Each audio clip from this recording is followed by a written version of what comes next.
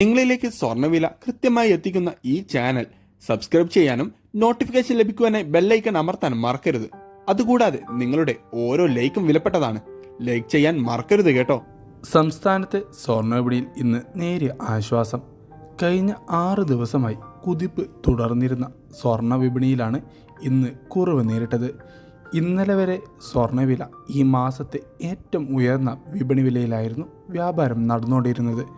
കഴിഞ്ഞ ബുധനാഴ്ചയാണ് ഈ മാസത്തെ ഏറ്റവും താഴ്ന്ന നിരക്ക് രേഖപ്പെടുത്തിയതും. പിന്നീട് അങ്ങോട്ട് വലിയ കുതിപ്പുകളാണ് സ്വർണ്ണവിലയിൽ രേഖപ്പെടുത്തിയത്. അതോടെ ഇന്ന് വിപണിയിൽ 22 ക്യാരറ്റ് സ്വർണ്ണവിലയിൽ 80 രൂപ കുറവ് രേഖപ്പെടുത്തിക്കൊണ്ട് 1 ഗ്രാം സ്വർണ്ണത്തിന് 91,145 രൂപയും പവന് 73,160 രൂപയിലുമാണ് ഇപ്പോൾ വ്യാപാരം പുരോഗമിച്ചുകൊണ്ടിരിക്കുന്നത്.